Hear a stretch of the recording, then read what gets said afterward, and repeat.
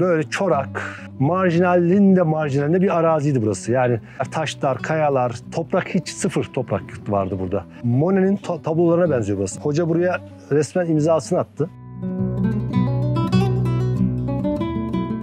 Gerçekten ölmek üzere olan bir yaklaşık 100 dönümlük bir arazi şu an çiçekleniyor böyle gördüğünüz gibi.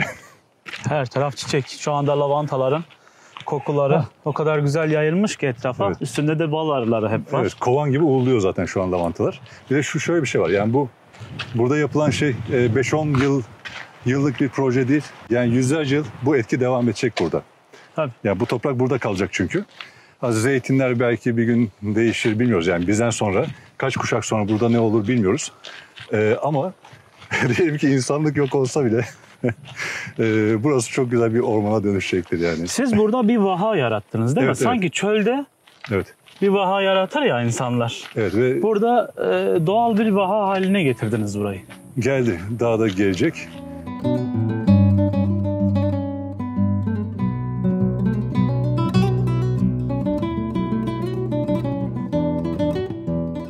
Merhaba dostlar, ben Deniz Sarı, YouTube kanalıma hoş geldiniz. Bugün Balıkesir'in Ayvalık ilçesine bağlı Tıfıllar köyüne geldik. Ayvalık ilçe merkezine 20 kilometre uzaklıkta yer alan Tıfıllar köyünde 93 dönümlük arazide kurulan Zeze çiftliğini gezeceğiz. Bu çiftliğin kurucuları Hülya Hanım ve Ufuk Bey ile görüşeceğiz. Aynı zamanda çiftliğin akıl hocası Volkan hocamızla görüşeceğiz. Bu çiftlik hakkında sizlere detaylı bilgiler alacağız. Çiftlikte neler mi var? Çiftlikte zeytin ağaçları, üzüm asmaları, aromatik bitkilerin yanı sıra milyonlarca arının da bulunduğu güzel bir çiftlik. Örnek olacağını düşündüğüm için bugün Zeze çiftliğini gezeceğiz arkadaşlar. Burada merak ettiğimiz tüm soruları onlara yönelteceğiz. Onların deneyimlerinden faydalanacağız. Hazırsanız Zeze çiftliğini birlikte gezelim.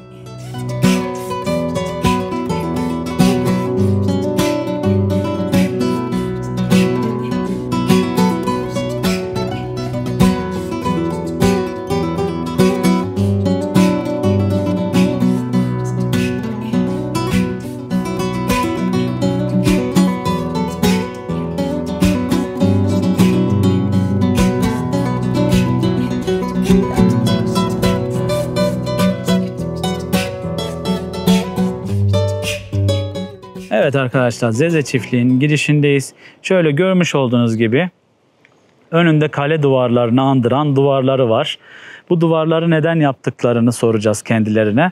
Burada yaşam alanlarını görüyorsunuz. Biraz sonra 93 dönümlük arazide neler yaptıklarını, neler diktiklerini göreceğiz. Buraları Volkan hocamızla gezeceğiz. Aşağıda zeytin sıkım fabrikası var. Fabrikaya gideceğiz, göletleri göreceğiz. Ama öncesinde Hülya Hanım ve Ufuk Bey ile görüşüp buranın mimari yapısı hakkında bilgiler alacağız. Daha sonra Volkan hocamızla burada neler dikilmiş, arıcılıkla ilgili ne gibi faaliyetleri var, buradaki toprak çalışmalarını, set çalışmalarını öğreneceğiz.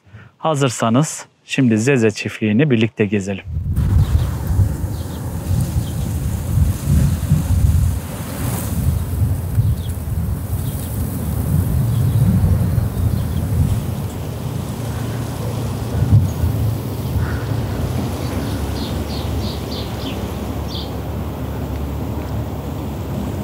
Şu anda Zeze çiftliğin kurucuları, sahipleri buradalar. Merhabalar. Merhaba, Hülya Coşkun ben. Hoş geldiniz Zeze çiftliğe. Merhabalar. Hoş bulduk.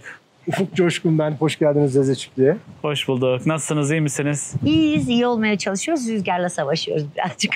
Evet. Siz nasılsınız Ufuk Bey? Ben de çok iyiyim, sağ olun. Öncelikle kendinizden bahsederek çiftliğiniz hakkında bize bilgi verebilir misiniz? Sizden başlayalım. Ankara'dan buraya taşındık. Ankara'da kendi şirketimiz vardı. Orada hizmet işleri yapıyorduk. Emekli olduktan sonra daha sakin bir yaşam, daha huzurlu bir yaşam, daha doğayla iç içe bir yaşam düşünerek buraya taşındık ve bu çiftliği kurduk. Ufuk'la ikimizin hayaliydi. Bir şeyler yapmaya çalışıyoruz. Kaç yıl oldu? 3 yıl oldu. 3 Evet. yıl. 3. yılı bitirdik. Pandemiden sonra hemen sonra. Daha doğrusu pandemiden önce almıştık ama pandemiden sonra başladık Evet. çalışmalara. İşlerimizin artık uzaktan yürüteceğini düşündükten sonra, yürütebileceğini anladıktan sonra emekli olduk.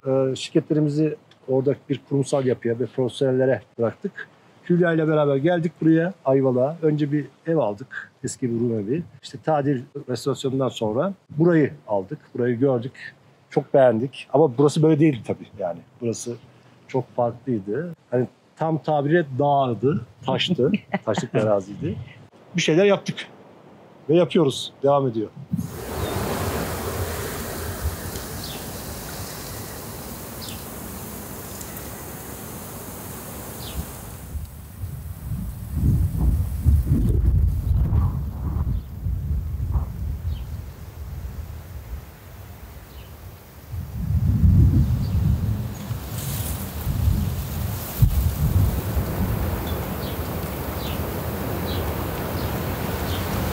Evet Hülya Hanım, şimdi girişte şöyle farklı bir yapı görüyoruz. Daha önce görmediğimiz bir yapı. Biraz buranın mimarisi hakkında bize bilgi verebilir misiniz? Şimdi bizim evimizin olduğu bölge bütün arazide, yani 93 dönüm arazide marjinal tarım arazisi olarak ilan edilmiş kayalık taşlık bir bölge. Ve arazinin en tepesi noktasında bulunuyor. Evi oraya yerleştirmek istedik çünkü evin tam karşısında bir sarımsaklı, midilli manzarası var ve bir vadi var, muhteşem bir manzara var. Onu kaçırmak istemedik. Fakat bulunduğumuz yer Poyraz'a çok açık bir bölge. Yani direkt Poyraz alan bir bölge ve bu bölgede zaman zaman özellikle yaz, Haziran aylarında ve kışın bazen 80 kilometre hıza ulaşan rüzgarlar oluyor. Burada bu rüzgarı nasıl kesebiliriz diye düşündük. Değişik yöntemler düşündük, araştırdık vesaire. En sonunda bu gabyon sisteminin sağlıklı olacağına karar verdik. Bu aralardaki panellerde kısmen rüzgar geçişini sağlayıp hani panellere zarar vermesin. Yıkılmasını engelliyor ve çok ciddi tabii bir şey yapıldı. Altyapı yapıldı, yani zemin, beton pabuçlar atıldı bunlar yıkılmasın diye. Biraz da şey oldu tabii, mahremiyet oldu. Aslında bu kadar yoğun taş görüntüsü bizim çok hoşumuza gitmiyor ama yapacak başka bir şey yoktu burada.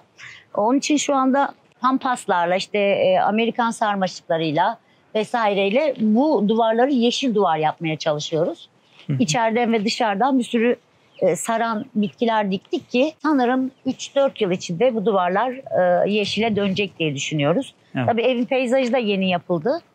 Bu bölgede bayağı bir kayalıktan dolayı şey yaptık.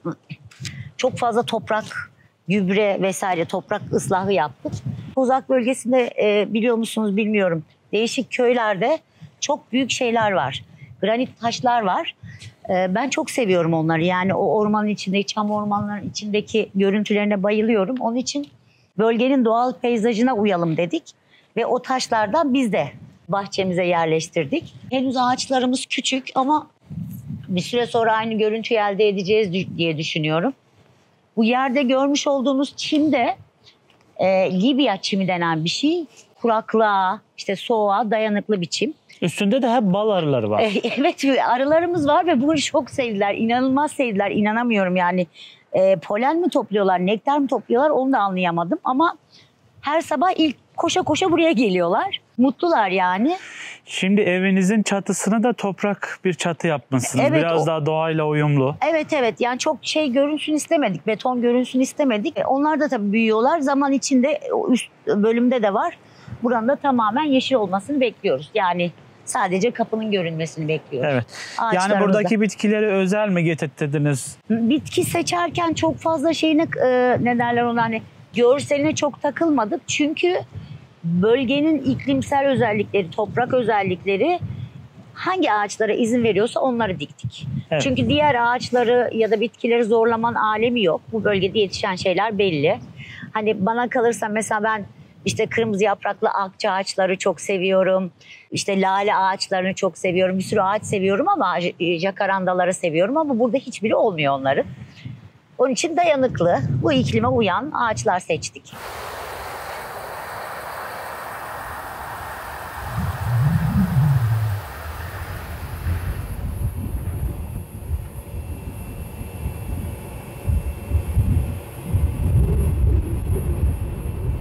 İnsanın ufkunun açık olması bence hem hayatını hem düşüncelerini hem de yaşayış tarzını değiştiriyor diye düşünüyorum. Burada bir sonsuzluk havuzunuz var. Evet. Çok güzel. Burada bir terasımız var. Şu vadi manzarasını çok seviyorum. Karşı taraf orman arazisi. Hemen aşağıda bir köy var ve karşıda Midilli ile işte Sarımsaklı bölgesini görüyorsunuz. Hı hı. Ayvalık da diğer tarafta kalıyor. Böyle bir yapıyı seçmenizde özel bir neden var mıydı? Şimdi bizim aşağıdaki evimiz çok tarihi eser. İşte duvarlarında, tavanlarında resimler olan bir ev. Taş ev olabilirdi ama taş ev istemedik. Taş evimiz var zaten orada. Biraz daha böyle benim yani normalde yaşadığım evlerde çizgiler daha sakin, daha Onun için burayı da böyle tercih ettim. İşte Biraz daha modern bir yapı olsun istediniz. Evet, yani yüksek tavanlı, rahat, sade, sakin bir ev istedik. Bu taraf mutfak kısmı, burası da oturma evet, alanı. Biz tamamen bu katta yaşıyoruz. Bir yatak odamız, banyo, giyinme odası ve salon. Bu şöminenin üzerindeki seramikleri de ben yaptım. Bunları siz mi yaptınız? Ben yaptım, evet. Ha, çok güzel. Şurada da zaten Onlar da artanlardan sehpa yaptım. Sehpası da yine burada biraz üretim seramikten. halindeyiz. Evet, bu da Ufuk'un yaptığı ceviz kıracağı. Ufuk Bey de ahşapla uğraşıyor. Ahşap koyuyor, buraya ceviz koyuyoruz. Böyle Biraz sonra ondan da ahşap kısmını alacağız zaten. Evet. Buradan Hülya Hanım'ın yapmış olduğu seramikleri şöyle gösterelim. Ve Ufuk Bey'in biraz sonra ahşap işlerini yaptığı atölyeye geçeceğiz. Evet. Şuradan da manzarasını şöyle gösterelim arkadaşlara.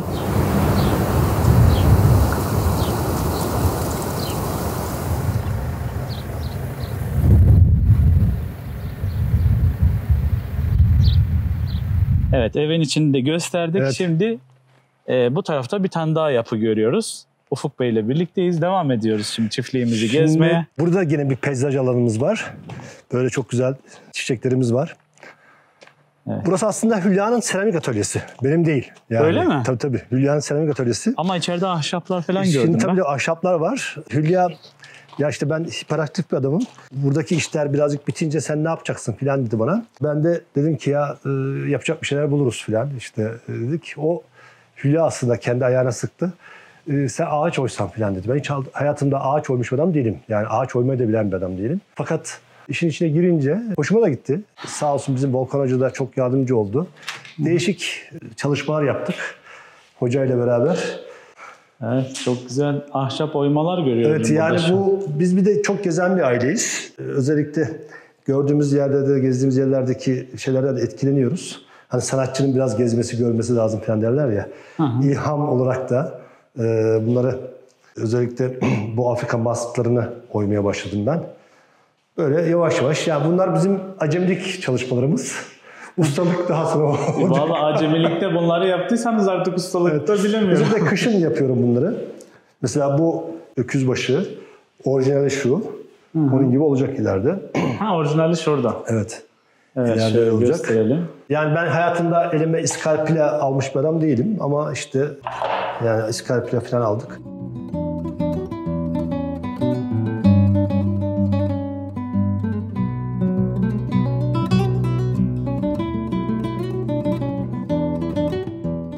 Boş zaman demeyelim de arta kalan zamanlarımızda özellikle üniversitelerde ben seminerler veririm. Yaklaşık 52-53 üniversite oldu. TEDx'te konuşmam var. Gençlere rol model olmaya çalışıyorum. Yani aslında bir şeyleri yapabilmek için atadan gelen ya da mirasta şunda buna değil de aslında bizler kafamızı çalıştırarak da girişimci olabiliriz ve ülkemiz içinde daha çok üretebiliriz mantığıyla hareket eden konferanslarımız oluyor. Onun dışında buradayız Evet. Hayatımızı idame ettiriyoruz. Çok güzel bir çiftlik yaratmışsınız. Şöyle Sağ de olun. yukarıdan göstereyim. Ama Sağ bunda olun. tabii ki Ufuk Bey'in burada bir danışmanı var. Özellikle Evet, birlikte evet. yürüttüğü, işlerini yürüttüğü bir Volkan hocamız var. Biraz sonra onunla da tanışacaksınız. Volkan hocamız olmasaydı zaten bunların hiçbirisi olmazdı. Hoca buraya resmen imzasını attı. Monet'in tablolarına benziyor burası aslında. Nasıl tanıştınız Volkan hocayla? Ya Volkan hocayla bir arkadaşımız vasıtasıyla tanıştık. Yollarımız kesişti. Yani ilk başta özellikle ben birazcık hocayla anlaşamadım. Yani şöyle diyorum ki hocam şunları yapalım yok. Bunları yapalım yok. Tabii adamın bildiği varmış. Yani ben bu kadar derin olduğunu bilmiyordum yani hocanın. Gerçekten A'dan Z'ye bu bitki ve doğal yaşamla ilgili bilgi sahibi bir hocamız, arkadaşımız. Bu bölgeye yönelik bitkiyi ya da florayı seçti. Bizim biraz önce Hülya da bahsetti. Ya değişik isteklerimiz oldu ama hep dedik ya bunlar olmaz. O demesinde bir sebebi varmış. Çünkü rüzgar çok fazla burada. Kuraklık çok fazla. Biliyorsunuz ülkemizde de son derece kuraklıkla ilgili sıkıntılar da var, problemler de var. Dolayısıyla hoca yönlendirdi ve bizzat işte ilk başlarda daha az çalışırken şimdi yoğun bir şekilde çalışıyoruz.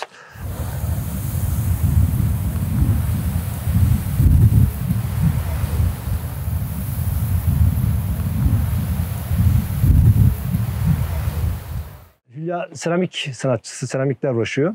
Bu duvar boş kalsın istemedik. Tabii burada farkındaysanız yaptığımız her işte bir estetik kaygı var. Sanatla ilgili bir kaygı var. Rastgele olsun istemedik hiçbir şey. Dolayısıyla böyle bir çalışma yaptı. Bir de yine yurt dışında gördüğümüz örneklerden binaların cephesine böyle özellikle Avrupa'da çok fazla bu tip çalışmalar yapıyorlar. Dedi ki biz de kendi işte fabrika olsun, bina olsun oralarda bunları yapalım, yerleştirelim diye düşündük Deniz Bey. Burada toprak yoktu. Özellikle yani bütün arazide yoktu. Binlerce kamyon, binlerce ton toprak geldi. Özel bir karışım yaptı Volkan Hoca. Dolayısıyla bitkiler hani tam tabiri caizse cozuttular. Arılar hakikaten şunlara çok fazla konuyor. Arılar çok seviyor bunu ya. Ben de yani bu kadar beklemiyordum. Resmen bir doğal bir mera oluşturduk. Buraya aldığımızda buradan ben şuradan baktım. Tam evin olduğu yerden baktım. Böyle çorak, marjinalinde marjinalinde bir araziydi burası. Yani taşlar, kayalar, toprak hiç sıfır toprak vardı burada. Birazcık şu bölgede vardı toprak. Buradaki görmüş olduğunuz her şey insanla yapılan bir çalışma. Çok ciddi bir emek verildi buraya. Yani çok ciddi bir emek verildi. 3 yılda bu hale gelmesinin tek sebebi çok fazla bir çabayla oluştu. Onun için özellikle bu emeği görmek lazım burada. Bir toprak reformu, toprağın düzenlenmesi, toprağı taşımak ya da olmayan bir yere toprak getirerek o toprağın altını beslemek. Bunlar hepsi yapıldı. Biraz sonra size anlatır, Volkan Hoca da anlatır. İşte setler yapıldı, setlerin altına tonlarca toprak geldi. Alt zemine önce işte kompost malzeme olması için organik malzemeler serildi. Çöp yerlerden kağıt kutulardan kağıtlar getirdik buraya, mukavvalar falan. Sonra sebze artıkları. Bir ara ben hala yapıyorum. Yani aşağı indiğim zaman işte arabamın arkasında, bagajında mutlaka birkaç kasa sebze artığı falan işte manavdan falan sağ olsunlar alıyorum. Çöpe gideceğine toprağa atıyoruz ki zenginleşsin toprağın yapısı. Burası organik için organik sertifikasına başvuruldu. Organik bir üretim yapılıyor. Burada kesinlikle kimyasal kullanmıyoruz. Hayvan gübresi, leonardit, solucan gübresi gibi işte biraz önce bahsettiğim gibi kompost malzemeler. Ya mesela kompostun ne olduğunu bilmezdim ben. Hiç evimde Ankara'da yaşarken çöpü ayrıştırmazdım, bilmezdim de. Burada inanır mısınız bir işte karpuz çekirdeği, ufacık karpuz çekirdeği benim için çok değerli. Yere düşse bile ya da çöpe organik olmayan 2 tane şeyimiz var, çöp kutusu var. Organik olmayan yere gitse bile alıp oradan tekrar yapıyorum. Çayımızı, şurumuzu, bunumuzu, bütün o pasaları birleştiriyoruz. Çok az gibi gözüküyor ama aslında birikiyor bunların hepsi. Kullanılıyor ve toprakta zenginleştirmeye çalışıyoruz. Bizim Zeze Çiftliğin Instagram sayfasını takip eden dostlarımız bilir. Bu yaptığımız çalışmaların hepsi geçiyor. Yani mesela en son böyle solucan getirttik buraya. Konya'dan işte orada bir üretici vardı. Kırmızı Kaliforniya solucan değil, yerel solucan. Çünkü o diğer solucan burada yaşaması mümkün değilmiş. Yani özellikle bir rol model olmaya çalışıyoruz. Yani konferanslarımda ben iş adamı olmak... Örnek aldığınız bir şey var mıydı böyle hani dünyada ya da esinlendiğiniz diyelim? Şimdi biraz önce söylediğim gibi biz çok fazla geziyoruz eşimle. Yüze yakın ülkeyi gezdik. Ve gittiğimiz yerlerde de bizi özellikle işte bu tip yerlere götürüyorlar. Gezdirmek için götürüyorlar. Mesela ben Toskana bölgesinden çok etkilendim. Bir hedefim vardı. İşte burayı aldığımız zaman Toskana'ya çok benzettim. Dedim ki burayı Türkiye'nin Toskana'sı yapacağım dedim. Ki gelen ziyaretçilerimiz, arkadaşlarımız şey diyorlar. Ya Toskana'yı falan geçti burası falan diyorlar şu anda. Yani insan mutlu oluyor tabii ki. Yani böyle bir olayın olması, ya ülkemiz için yapılan işler bunlar aslında. Evet. Milliyetçilik, gerçek vatanseverlik budur diye düşünüyorum ben. Bu ülkeye doğduğumuz topraklara daha fazla ne verebiliriz diye düşünüyorum.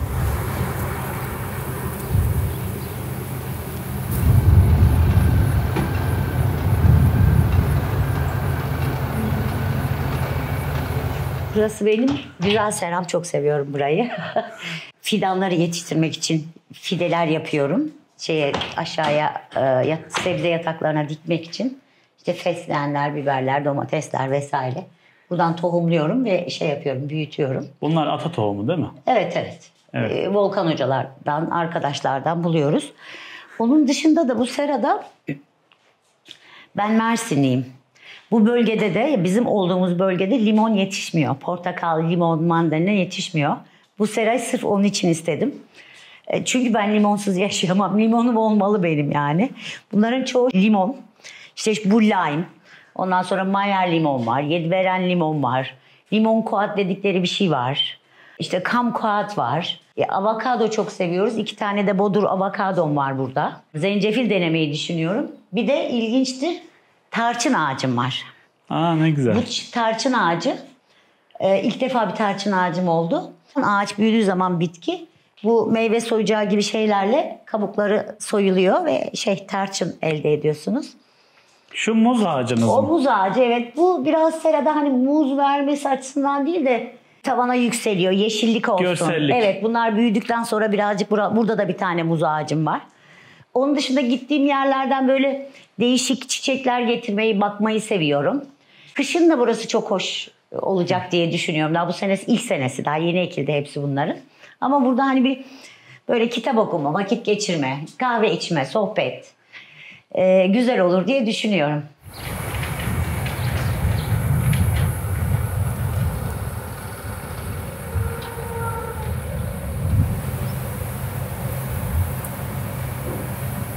Zeze ismi nereden geliyor Ufuk Bey? Evet. Biraz bize Zeze çiftliğini Zeze hikayeyi. bizim yaşlandığı zaman aramızdan ayrılan bir köpeğimizin ismi. Bir Golden Retriever'ımız vardı. 17 yıl bizle beraber yaşadı.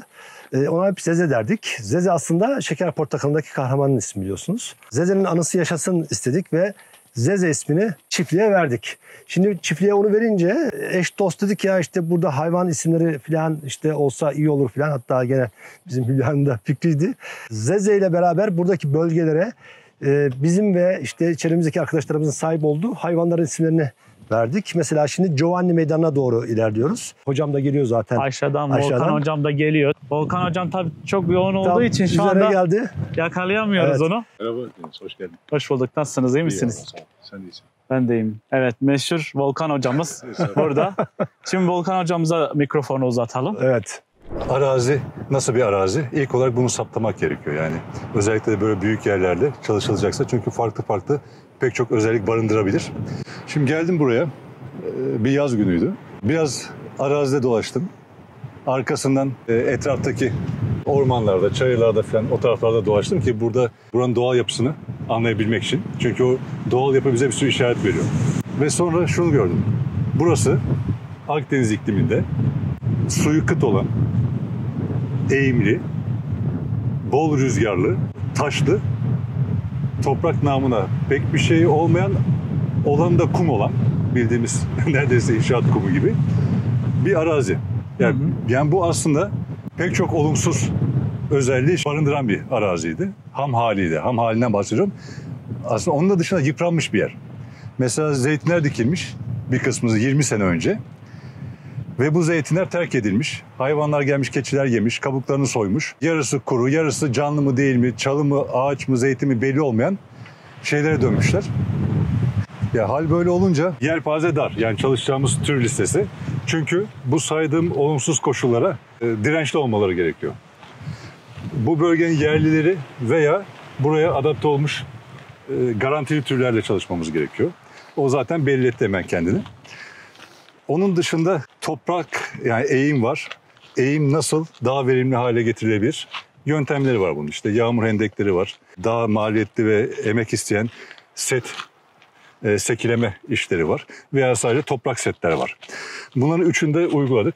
Şimdi mesela her tarafa yağmur hendekleri açıldı. Şimdi yavaş yavaş oralara da inip toprak ilave edip toprak setlere dönüştürüyoruz bunları.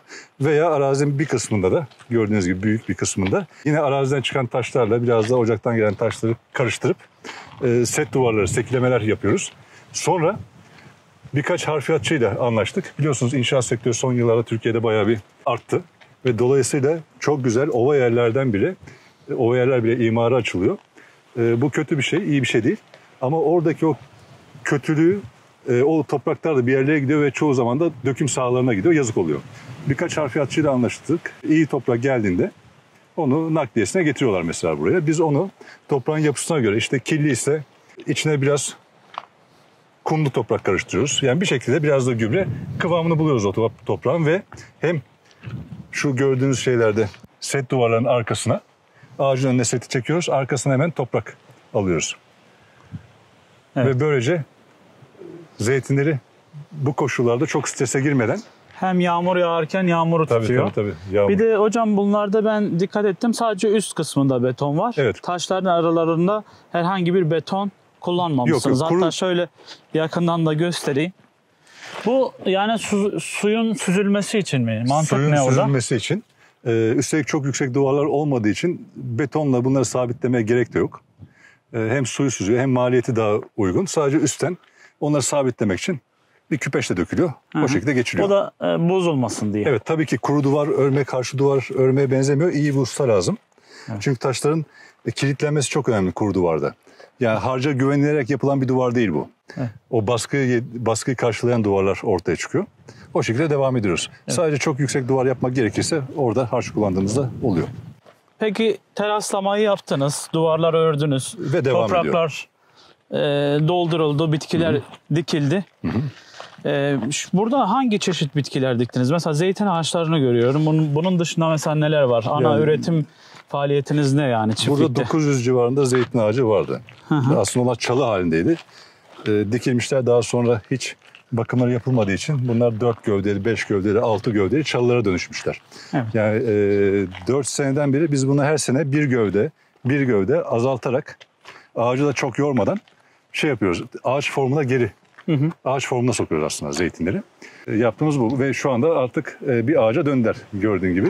Evet. Bunlar 3,5-4 sene önce gerçekten çalı gibi görünüyorlardı. Hatta bir ziraatçı gelmişti o dönemde. Bunlar şey olmaz, kendilerini toparlamaları mümkün değil. Her tarafları yara içinde. Bunları sökelim, yeni zeytin dikelim falan dediler. Fakat gördüğün gibi çok güzel olmuş ya. Bu yapılmaz zaten yani. Bir de çok kısa bir sürede bunu başarmışsınız. O çok başarılı. Bir de ön taraflarında lavantaları görüyorum şu anda. Şimdi şöyle toprak ekliyoruz. O toprak çöktüğü anda hemen orayı, arı da var çünkü. Arılara nektar sağlayacak. Aynı zamanda işte tıbbi aromatik yağlar çıkarabileceğimiz bitkilerle o hatları, duvar üzerlerini örtüyoruz. Hem bu betonlar görünmemiş oluyor. Pek hoşlandığım bir şey değil. Beton gözükmüyor. Evet, hem gibi. arılar besleniyor. Hem de arılardan sonra da şey yapıyoruz bunlardan. Yağ çıkarıyoruz. Evet. Şu anda bu güz zamanında mesela şu bölgenin toprağı çöktü. 7.000 lavanta daha ekilecek mesela. Yani mesela topraktan bahsettim. Harfiyat toprakları geliyor. Mesela şu taş setlerin arkasına daha kumlu bir, geçirgen süzek bir toprağı tercih ediyorum. Fakat toprak setlerde daha kirli toprak kullanıyorum ki çünkü olduğu gibi tutacak taş yok, sadece toprağın kendisini tutması için orada daha kirli toprak kullanıyoruz. Ona göre de şey yapıyoruz, organize ediyoruz. Toprağın yapısına göre, mekanik yapısına göre. Şu an çiftliğin yüzde kaçını bitirdiniz? Yani yüzde kaçlık kısmı tamamlandı? %65-70 gibi. Yani daha %100 tamamlanmadı. Yok, diyorsunuz değil mi? Evet. Bir de %100 tamamlandığı zaman gelir çekeriz. Umarım birkaç yıl içerisinde. Tamam. %100 tamamlanması ne kadar sürenizi alıyor? Yani şu 93 dönümlük arazide bu çiftliği tam istediğiniz seviyeye ulaştırmak için ne kadarlık bir zamanınızı alıyor? Yani toplamda bu 5-5,5 sene sürmüş olacak. Arazi ıslahı, dikimler her şeyin bitmiş haliyle. Tabii bu işin kısmı da var, yani lojistik kısmı var, bu kolay değil. Ufuk Bey çok istekli bir iş adamı ve yani kazancın bir kısmını da buraya yatırdı. Evet. Ve gerçekten ölmek üzere olan bir yaklaşık 100 dönümlük bir arazi şu an çiçekleniyor böyle gördüğünüz gibi. Her taraf çiçek. Şu anda lavantaların kokuları o kadar güzel yayılmış ki etrafa. Evet. Üstünde de bal arıları hep var. Evet, kovan gibi uğurluyor zaten şu an lavantalar. Bir de şöyle bir şey var, yani burada yapılan şey 5-10 yıllık bir proje değil. Yani yüzlerce yıl bu etki devam edecek burada. Tabii. Yani bu toprak burada kalacak çünkü. Zeytinler belki bir gün değişir bilmiyoruz, yani bizden sonra kaç kuşak sonra burada ne olur bilmiyoruz. Ama diyelim ki insanlık yok olsa bile burası çok güzel bir ormana dönüşecektir yani. Siz burada bir vaha yarattınız değil mi? Evet, Sanki çölde Evet. bir vaha yaratır ya insanlar. Evet ve Burada doğal bir vaha haline getirdiniz burayı. geldi, daha da gelecek. Buranın yapısını analiz ettikten sonra burada ne olur'a geldik. O olan şeyi ne şekilde değerlendirebiliriz? Bölgedeki iş gücü, o ürünü işleyecek yapılanma, lojistik var mı yok mu? Bunlara bakıldı ve hem mevcut durumu da değerlendirdiğimizde şu çıktı ortaya. Burada ana ürün zeytin. Üstelik Körfez bölgesinde hani Ayvalık veya Edremit çeşidi mükemmel bir yağ veriyor. Dolayısıyla bunu burada değerlendirmemek olmazdı. O yüzden ana ürünü mevcut yapının da üzerine ekleyerek işte 900 ağaç vardı. Onu 1500-1600'e çıkardık ve her sene yeni toprak setlerle beraber boşlukları da doldurarak yılda 150-200 ağaç dikerek devam ediyoruz bu arada. Yani muhtemelen bir 2000 ağaca falan çıkar burası her şey bittiğinde. Zeytin ana ürün oldu. İkinci ana ürünü tıbbi aromatiklerle bağ arasında paylaştırdık. Onlar da bizim ikinci ana ürünlerimiz. Şu anda araziye dağıldığı için lavantaları, biberiyeleri, adaçaylarını tek bir yerde göremiyorsunuz ama 10.000 üzerinde şey var burada. Tıbbi aromatik var. Hatta 15.000'e doğru gidiyor ve şeyler de bu sene de yılda böyle 7-8-10.000 civarında eklemelerle bunlar önümüzdeki 2,5-3 yıl içinde de devam edecek. Çeşitlilik olarak kaç çeşittir ortalama? Hani ortalama bir... Zirai Yok bu tıbbi aromatik bitkiler olsun. Tıbbi aromatiklerde biz yine minimum sulama yapabileceğimiz şeyleri seçiyoruz. Burada işte özellikle biberiye, lavanta ve adaçayı. Başka şeyler de var. Biz onları tercih ettik. Bir de şeyden dolayı burada bir sıralama var arılar için. Mesela ilk olarak biberiyeler erkenden çiçek açıyor. Arılar oraya yığılıyor. Biberiyeler bitiyor, adaçaylar açıyor. Adaçayları bitiyor, lavantalar açıyor. Lavantalar bitmeden sonlarına doğru hayıtlar açıyor. Hayıt da diktik bayağı bir. Hem şu aşağıki derede hayıt dolu zaten. Ve aralarda da diğer bizim tohum topu yapıp hani attığımız pek çok toprak ıslandığında kullanılan baklagiller var. Faselyalar, arı otları var. Onlar da işte şeylerle eş zamanlı adaçaylarıyla hemen öncesinde açıyorlar veya eş zamanlı açıyorlar. Hardal otları, yani yabani bitkilerde de özellikle seçim yapıyoruz. Hangisini koruyacağız? Mesela buğdaygillerle şu an açıkçası pek bir işimiz olmuyor. Toprak kök vermesi ve toprağı beslemesi dışında. O yüzden onları erken biçip oraya diğer arılara da faydalı olan yaban otları tohumlasın diye o bölge mesela yapıyoruz. Biçiyoruz. Böylece arıcılığa da destek veren bir yabani bir çayır örtüsü oluşturduk. Şu an evet biçtik onları mevsimden dolayı. Çünkü tohuma kaçtılar. Tohuma kaçınca biçtik. Teşekkür ederim. Çilek geçiyor artık. Bayağı bir yaptı bu sene. Sulamayı nasıl rahat yapabiliyor musunuz? Burada sulamayı nasıl sağlıyorsunuz? Sulama iyi oldu, o konuyu açtın. Ya su bizim her şeyimiz tabii. Tamam. Çok kurakçıl bitkilerle çalışıyoruz ana ürün olarak. Hani zeytin olsun, tıbbi aromatikler olsun. Yani seçtiğimiz tıbbi aromatikler. Bak şuralarda kekikler var mesela. Duvar üstlerinde. Bağ veya diğerleri. Tamam, bunlar çok kanaatkar türler. Ama yine de dikim aşamasında ve kendini kurtarıncaya kadar sulamaya ihtiyaç duyuyorlar. Dolayısıyla su çok önemli. Biz öncelikle arazide şu toprak ıslahıyla beraber arazi büyük bir su deposu olarak düşündük.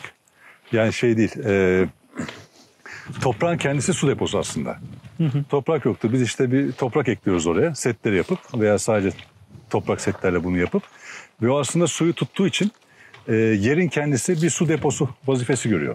Yani o setlerin arka tarafı nemli kalıyor. Nemli kalıyor tabii. Yani toprak derinliğinde, yani kuruma yukarıdan başlıyor. Buharlaşma aşağı doğru gidiyor. Toprak ne kadar kalınsa nemi de o kadar geç kaybediyor. Dolayısıyla devam ediyor. Yani zeytin çalışmaya devam ediyor. Su olduğu sürece fotosenteze devam ediyor. Havanın neminden de faydalandığına dair pek çok çalışma var ama toprak nemi çok önemli. Pek çok Akdeniz ikliminin doğal zirai ürünleri de bazı özellikleri var. Mesela topraktaki nem bittiğinde yaprakları yeşil kalsa bile mesela yapıyorlar. Fotosentezi bırakıyorlar. Uykuya geçebiliyorlar. Bu da sürgün boyutunu etkiliyor, meyveyi etkiliyor. Ağaç ölmez ama mahsul için nemli bir toprak önemli. Şimdi biz onu sulama yerine yapıyoruz, işte toprağı besliyoruz. Topraktaki nem yetiyor ona. Yetiyor. Onları sulamanıza ihtiyaç Gerek duymuyor. yok. Biz burada yetişkin ağaçları yalnızca işte bahçe işleri bitmiştir. Sulama bitmiştir. Hasattan birkaç hafta önceye gelmişizdir ve suyumuz kaldıysa zeytinlere tek bir sulama yapıyoruz. Asla böyle sürekli zeytin sulaması diye bir şey yok, zaten yapamayız. Bunu da istemiyorum. Yani onların o alışkanlığını, üstüne 20 sene boyunca bu ağaçlar burada hayata tutunmuş. Evet. Ve onları aslında suya alıştırmak, suyu kestiğimiz anda zor duruma düşmelerini de getirecek.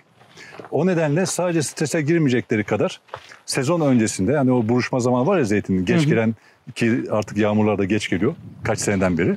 O dönemde strese girmemesi için bazen bir sulama yaptığımız oluyor. Ama bu da alıştırmıyor zaten zeytini. İlk olarak toprağı su deposu olarak kullandık. Ondan sonra ama biz hala fidan dikiyoruz. Her sene 500, yani şeyine göre, türüne göre bazen 1000'lerce dikim olmaya devam ediyor bu arazide. Dolayısıyla onlar sadece topraktaki nemle yetinemiyor. Sulamak gerekiyor.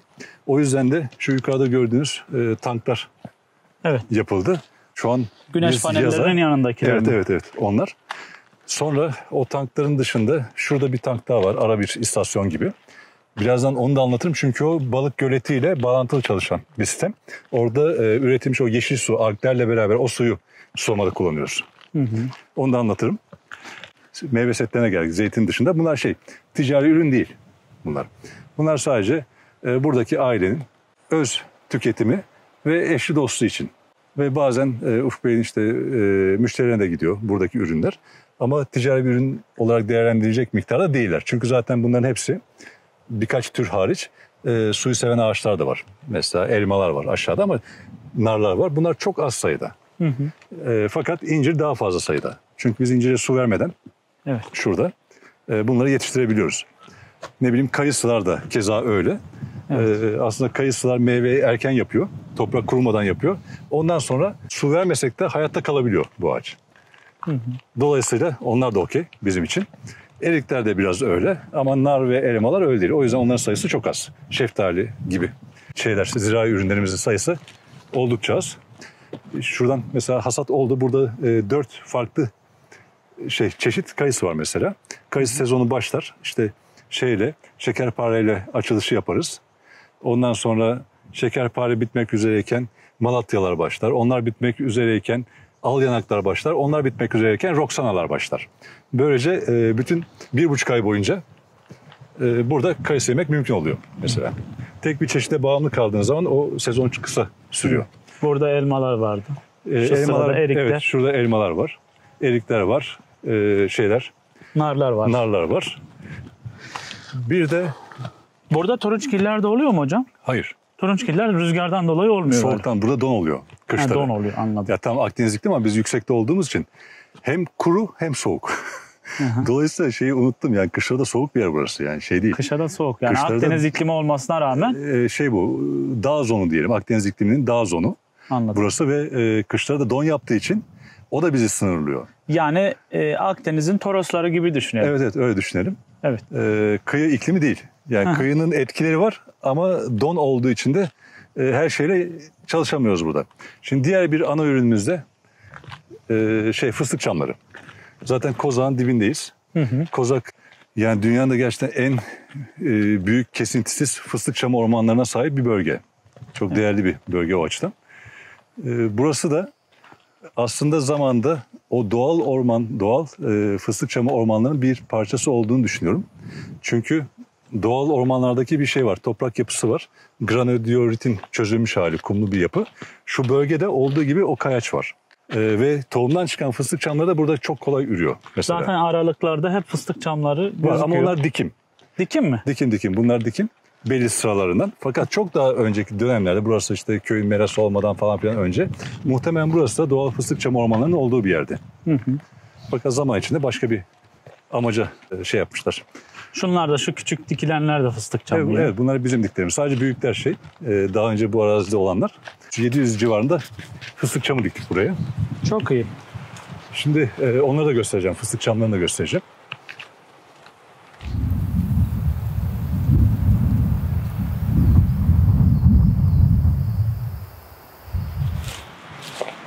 Şunu anlatmak istiyorum. Şuradaki bak görüyorsun. Ya sürekli bağlanıyor bunlar. İstediği kadar bağlansın. Yine yamuluyor. Bunlar bir de şunlara bak. Şuradakilere. Dikildiklerinde bunların yarı boyundaydı. Vay be. Niye? Çünkü biz bu fıstıkları orman fidanından temin ettik. ve çok küçüklerdi. Mesela orman ağaçları özellikle büyük dikilmeye pek uygun olmuyor. Çünkü bunlar kış yaz yeşil kalıyorlar. Momentus yukarıda ve rüzgara karşı dayanıksızlar. Mesela fidanlıklarda fıstık çamı üretimi oluyor. Ama hem çok güzel topraklarda yetiştiriyorlar bunu. Hem de tam formunu bulduğunda genellikle satıyorlar. Ve böyle araziye dikildiklerinde onlar bir türlü gelişemiyor. Rüzgar tarafından hırpalanıyorlar. Oysa bizim böyle 1-1,5 karış olarak getirip orman fidanından, üstelik çok da iyi olmayan bir toprağa dikilmiş, biraz zorlanmış ama direnci yükselmiş ufak fidanlarla çalıştığımızda onlar zaman içinde o öbür büyükleri bayağı bir geçiyorlar. Onlar gelip onları geçti. Geçti, evet. Evet. Şu tarafta da zaten hep fıstık çamlarını görüyorsunuz. Biraz sonra arı kovanlarının Arı var. olduğu yere gideceğiz ama öncesinde burada su depomuz var. Su depomuz var şurada. Su deposunu Su deposu şöyle bir şey. Şuradaki ara istasyon dediğim. Şurada gölet var. Bir balıklı bir gölet var. Hı hı. Ha, gölete çıkacağız. Çıkacağız. Hı. Burada su deposu kaçtı tonluk? 250 ton. Yukarıdakiler? 600. 600 tonluktu. 600. İki tane mi vardı 2 orada? tane vardı. 2 tane vardı. 2 evet. tane var. Bir de aşağıda baraj var. O zaman şöyle dönüp mü çıkacağız Hayır, yoksa şuradan şöyle. Oradan dönmek istemiyorum, görüyor musun? Arılar soktu bu sabah beni. Çünkü işaret koydular buraya ve kolayca bulup tekrar sokulma ihtimalim yüksek. Bir kere soktukları zaman diğerleri daha kolay buluyor aynı kovandakiler. Öyle mi? Bir şey bırakıyorlar buraya. Ve o gün içinde sürekli sokulmaya başlıyorum. Anladım. O yüzden oraya gitmeyeceğim ben bugün. Tamam. Şu taraftan gölete gideceğim ama sen arıları çekmek istiyorsan çek. Sadece beni çağırma. Tamam. Tamam. Şeyi anlatayım. Şu tankı da yeri gelmişken. Şimdi o balıklı gölet dediğim yer. Orası da 400-450 ton civarında su tutan bir yer. Biz o suyu, ki yemyeşil bir su oluyor yazın alglerden dolayı. Fakat biz bir yandan orayı tazelerken o suyu da şu tanka veriyoruz. Ve algli, besleyici, mineralli bir suyla da fidan sulamasına gidiyor onlar da. Böylece hem havuzun suyu bir miktar temiz kalıyor. Şimdi boşaltıyoruz biz havuzu. Normal seviyesinden düşmeye başladı. Sulama başladı çünkü ilk sulamamızı yapıyoruz. Hı hı. Giderek de taze suyla yer değiştirecek orası.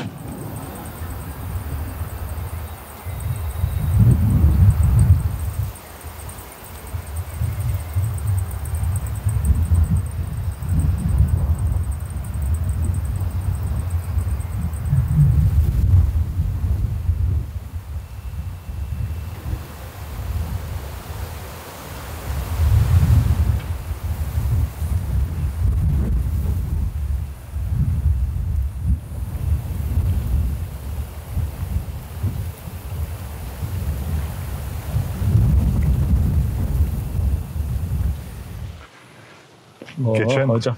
Geçen hafta dallar böyle yerdeydi.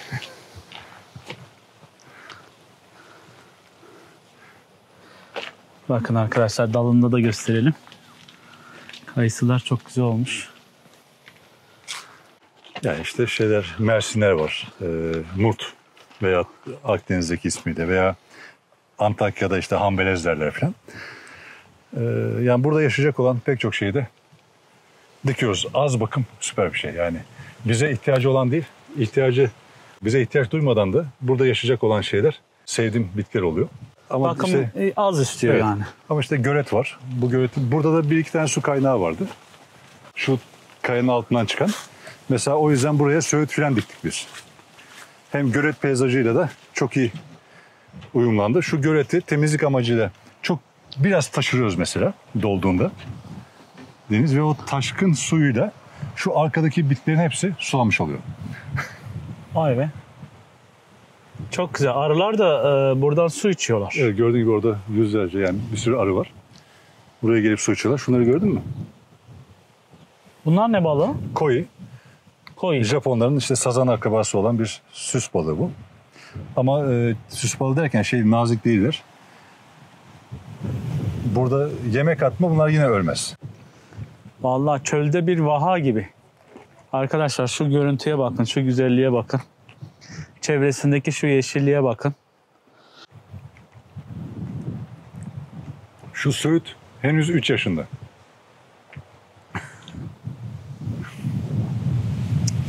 Çok güzel. Bu balıklar yeniyor mu peki? Sorduk aldığımız kişiler. Bunlar 70 adet ne almıştık? 2 sene içinde 700 adet oldular. Alınca da Ufuk Bey'in bir akrabası vardı. Hasan abi. O sordu yiyebilir miyiz diye bunları. Benim aklıma gelmemişti. Balıkları bize satan kişi de kıyabiliyorsanız yiyin dedi. Normalde yeniyor yoksa. Tatlı su balığı. Tatlı su balığı. Tabii kılçıkları muhtemelen. Sazanın akrabası çünkü bunlar. Evet. Peki bunlara özel bir besleme ihtiyacı yem atıyorsunuz mu yoksa? Geçen sene neredeyse atılmadı. Ve hiçbir şey olmadı bunlar. Çünkü buraya sivrisinek sürekli larva bırakıyor. O larvaları yiyorlar. Burada bir tane larva bırakmıyorlar mesela sivrisinek. Kurbağa yavrularını yiyorlar. Uçup suya düşen böcekleri yiyorlar. Aynı zamanda bir sürü su böceği var. Yani yiyebildikleri her şeyi yiyorlar burada.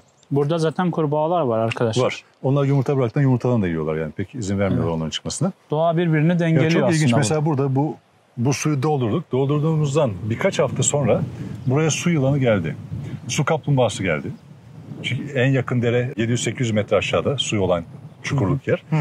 Sonra balıkçılık kuşları gelmeye başladı. Kırlangıç işte dalıyor suyunu alıp çıkıyor falan. Yani bir göz suyu bir alana koyduğunuzda orası bambaşka bir yere dönüşüyor. Çok ilginç. Tabii, yani. tabii. Onu Suyla gözlemlemek de birlikte çok hoş. oraya Evet. çevredeki fuanalar, çeşitli canlılar geliyor ve orada bir çeşitlilik oluşuyor. Evet. Gerçekten muazzam bir görüntü arkadaşlar, bakın. İnsan eliyle yapılmış ama doğal bir gölet oluşturulmuş burada.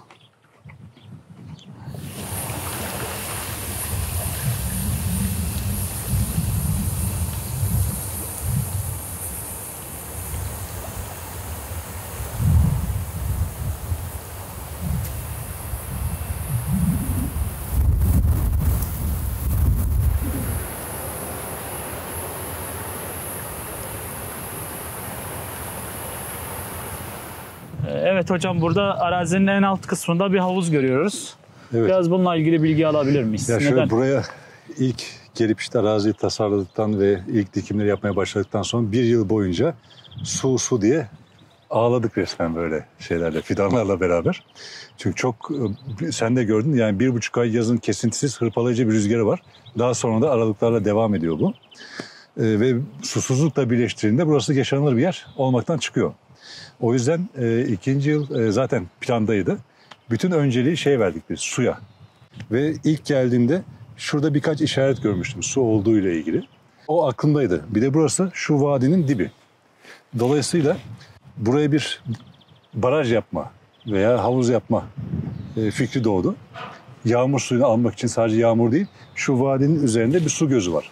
Fakat mesela Ocak ayında başlıyor, Mayıs ayına kadar bakıyor. Ama onun debilerini falan ölçtük. Arazide 2 tane göz var. İkisi en kötü yılda 1400 metreküp su topluyor. Biz o yüzden 1000 metreküp civarında bir hazne burası. Onu buraya yönlendirdik, o suları ve doldurduk. Onun dışında buranın harfiyatını yaparken, o benim hani su var dediğim suyu da bulduk kazılırken. O gözü de ortaya çıkardık. O yüzden burada bu üstteki havuzun altında, yani 7 metre aşağıda yer altında gizli bir su toplama haznesi var. O da yeraltı suyunu topluyor. Ve yeraltı suyu bunun altında, temelin altında toplandıktan sonra şu iskelenin oradaki motorla, ki o motor direkt 8 metre 10 metre aşağıya kuyuya iner. Oradaki yeraltı suyunu, ki keson kuyudur o, sızma sulardır. Onu alıp her gün bu besleme yapıyor. Havuza besliyor. Havuza besleme yapıyor. Her gün timer'la çalışıyor. Besleme yapılıyor. Yukarıdaki tanklar bittiğinde, ki yavaş yavaş şimdi onlar azalacak. Çünkü buradaki artezimiz pek güçlü değil. O yüzden biz artezimiz güçlü olmadığı için depolamaya önem verdik. Onlar bittikçe bu bizim son şeyimiz. En son bu kalıyor. Ve sonra buradan hat var. Yukarıya basıyoruz ve oradan sonra da cazibeyle tekrar sulamaya devam ediyoruz.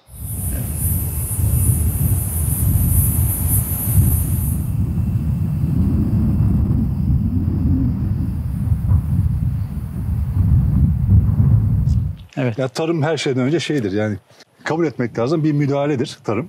İnsani bir müdahaledir.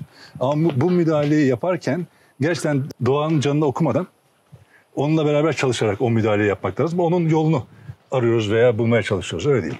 Burası zeytinyağı fabrikanız mı Evet, hocam? evet. Yine Hülya Hanım'ın yapmış olduğu seramiklerle süslenmiş güzel bir fabrikayı görüyoruz. Üretim yeri görüyoruz. Evet, şöyle içine gireceğiz. Kapasitesi nedir buranın hocam? Valla biz kapasitesinin çok altında çalıştırıyoruz burayı. Ama şeyler arttığında, ürün miktarı arttığında buranın kapasitesi de yani potansiyeline biraz daha yaklaşmış olacağız. Sadece çiftliğin dışarıdan şey de almıyoruz yani. Zeytin de almıyoruz. Çünkü nasıl üretildiğini bilmiyorsunuz. Bilmiyoruz, güvenemiyoruz. Güvensek bile şu anda burada bir kapalı sistem kuruluyor. Yani sadece burada olan zeytini. Evet. Çünkü orada nasıl bir kimyasal bir şey atmış mı, atmamış mı, nasıl bir gübre kullanmış onu bilmiyorsunuz. Tabii yani burada gübresinden toprağına işte bütün hastalık kontrolüne kadar her şey organik tarımın izin verdiği şeylerde oluyor, çerçevede oluyor. Evet. Şu an aslında planladığımız bütün ürünleri üretiyoruz. Sadece miktarları artacak. Aslında değişen o. Yani zeytin, üzüm. Zeytin değil, zeytinyağı diyelim. Zeytinyağı. Çünkü yağ haline getiriyoruz biz bunları. Evet. Zeytinyağı, üzüm farklı amaçlarla kullanılıyor. Hani değişik şeyde üzümler var. Evet. Hani pekmezi, kurutmalı, bilmem nesi, sofraları falan. Pek çok farklı çeşit var. Aromatik bitkileri. Aromatik bitkiler yağ çıkarılıyor zaten onlarda.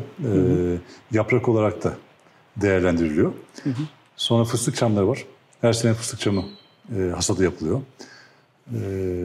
Şeyler bunlar Sonra zaten. arılarınız zaten tozlaşmayı sağladığı için hem verimli arttırıyorlar Evet. hem de bal üretimi olacak Şu an çiftlikte. 120-130 kovan var mesela. Çekmiştin. Tabii çektim. Çektin. Dolayısıyla şu an üründe bir değişiklik, hani ufak tefek, az önce vetiverden bahsettim mesela. Onun gibi aralara zaman içinde başka bir şeyler de girer. Ama bunlar hiçbir zaman ana ürün olacak şeyi sağlamazlar. Ama belki o bahsettiğim tıbbi aromatikler, şimdi biz yukarısını lavantayla kapladıktan sonra aşağıda belki o inulalara gireriz. Bakacağız onlara. Zaman gösterecek.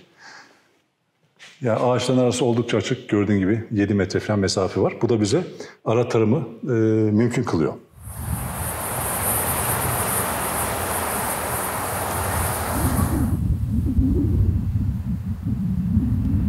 Bu gölge biraz çekti bizi değil mi? Böyle. Evet.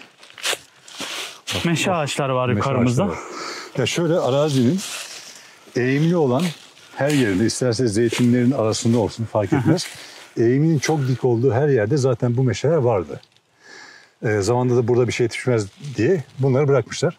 Ama ne yapmışlar? Diplerini kesmişler, hayvanlara yedirmişler, odun olarak kullanmışlar. Onlar tekrar dipten patlamış. Bunlar şu haldeydi arazi, Ufuk Beyler araziye aldığında. Şimdi biz onları gövde sayılarını azaltıp tekrar yükseltmeye ve ağaçlaştırmaya çalışıyoruz. O yüzden en eğimli yerlerde hem toprağı tutsun, hem bundan güzel gölgem var mesela aralarda, hem bazen geliyorum şu meşelerin arasına, koru gibi olduğu yerler var. Birden böyle bir sürü kuş havalanıyor falan. Yani hayvanlara barınak da oluyor. Bize gölge, ne bileyim, yeşilliği zaten ayrı güzel. Bir de toprağı tutuyor. Evet. Yani daha iklimlendirmesi de çok güzel.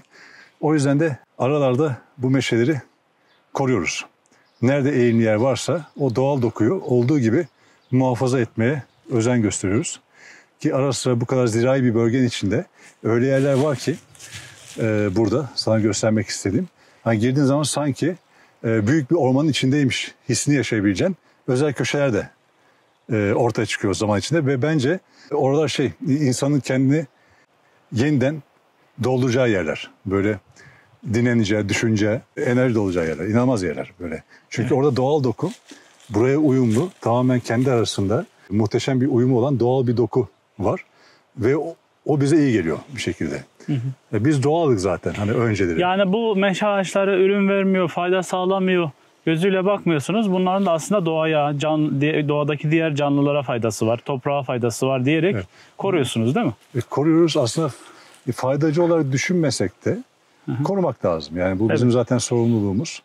Dünyada geldik ne hale getirdik zaten dünya. Yani biz de bu 90 dönüm arazinin işte 10 dönümünü bu şekilde korumaya çalışıyoruz. Hani herkes bunu yapsa, arazinin bir kısmını etraftaki hem yabani flora hem de fauna için hani ayırsa ne olur? Yani 1/10'ını ayırsa ne olur? Ortada gölge ağacı var, gider adam onu kesiyor yani. Hani dede onu dikmiş bırakmış 200 yıl, 100 yıl, 300 yıl neyse kesmemiş.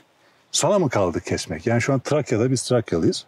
Her tarlanın ortasında, kenarında, sağında, solunda gölge ağaçları olurdu. Orada toprak testi falan bulunurdu. Ne bileyim, çalışanlar giderler, orada dinlenirlerdi falan. Son 20-30 senede neredeyse tamamı kesildi pek çok yerde. Sana mı kaldı yani bu kadar? Evet. Yıllardır senin deden, baban bunu korumuş. Evet. Sana mı kaldı kesmek? Niye? Çünkü traktör takılıyor yani oraya giremiyor. Çünkü onun etrafındaki o 10-15 metre kare alana buğday ektiğinde zengin olacak. O yüzden yapıyor yani. Yani 50 dönüm, 100 dönümden evet. zengin olmuyor. Ama o 10 metrekareden zengin olacak ki o ağacı kesebiliyor. Yani Maalesef. bu vahşi bir şey ve açgözlülük aslında. Biz bu dünyada yaşıyorsak bu dünyanın hani doğal bölgeleri sayesinde yaşıyoruz aslında. Tabii. Niye herkes kendi arazisinde öyle bir yeri korumasın veya yoksa bile niye var etmesin?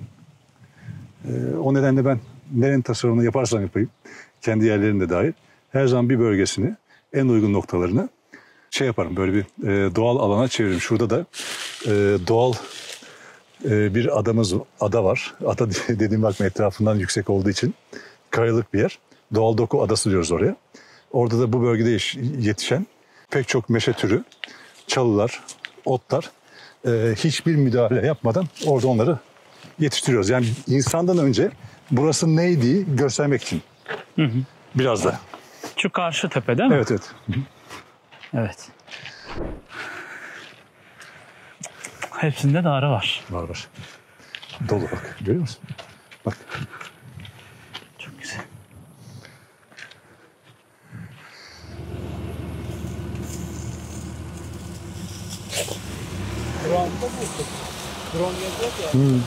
Evet, evet.